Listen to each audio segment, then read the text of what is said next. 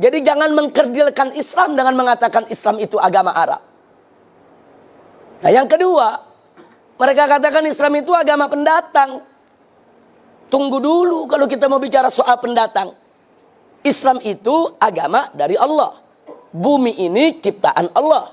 Bumi ini milik Allah. Sehingga dimanapun Islam itu hadir di atas muka bumi ini, Islam tidak pernah menjadi pendatang. Islam akan selalu menjadi pribumi di bumi manapun milik Allah Subhanahu wa ta'ala. Jadi jangan mereka sombong dengan mengatakan Islam itu pendatang. Tidak. Orang Arab di Indonesia pendatang. Orang Cina di Indonesia pendatang. Tapi Islam bukan pendatang, saudara. Islam itu datang dari Allah Subhanahu wa ta'ala di atas muka bumi. Bumi ini milik Allah. Bumi ini ciptaan Allah. Dengan hak apa ada manusia yang begitu sombong mengatakan agama yang datang dari Allah dikatakan sebagai pendatang? Enggak begitu, saudara. Nah, jadi ini berbahaya sekali. Ingin mengecilkan peran Islam, ingin mengecilkan nilai Islam. Dia ingin bermain kata-kata. Nah, kemudian selanjutnya dia katakan karena Islam ini pendatang dari Arab, maka Islam itu harus dipribumisasi. Islam itu harus diindonesiakan. Islam itu harus dinusantarakan. Ini kalimat sangat berbahaya.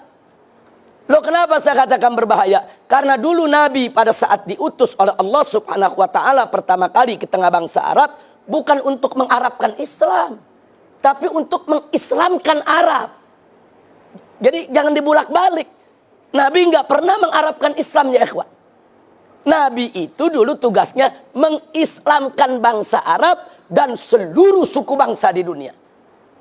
Jadi dulu Nabi mengislamkan Arab, bukan mengarabkan Islam. Nah, jadi kelompok mereka ini yang menyebut dirinya sebagai Islam Nusantara memutarbalikkan persoalan, dan ini sangat berbahaya. Baik, sekarang mari kita lihat. Kalau nanti Islam di Indonesia harus di-Indonesiakan, maka konsekuensinya Islam di Afrika harus di-Afrikakan. Islam di Eropa harus di-Eropakan. Islam di Amerika harus di-Amerikakan. Islam di Cina harus dikinakan. Islam di India harus di-Indiakan. Naif betul. Kok bisa begitu rendah sekali Islam? Ingin diubah-ubah, disesuaikan dengan suku bangsa? Tidak. Dulu Nabi alaihi salatu wassalam dan para sahabatnya radhiyallahu ta'ala anhum, dan para tabi'in, para tabi'it tabi'in, serta ulama yang datang setelah mereka, saudara, mereka berjuang menyebarluaskan Islam. Mereka Islamkan Arab, Islamkan Persia, Islamkan India, Islamkan Cina, Islamkan Amerika, Islamkan Eropa, Islamkan Afrika, dan mengislamkan Nusantara. Wali Songo dulu ketika berdakwah di tanah Jawa, Wali Songo nggak pernah menjawakan Islam. Wali Songo nggak pernah menusantarakan Islam. Justru Wali Songo mengislamkan tanah Jawa dan mengislamkan Nusantara. Nah ini sengaja saya tekankan karena mereka ingin mengkerdilkan Islam seolah-olah ini cuma urusan orang Arab.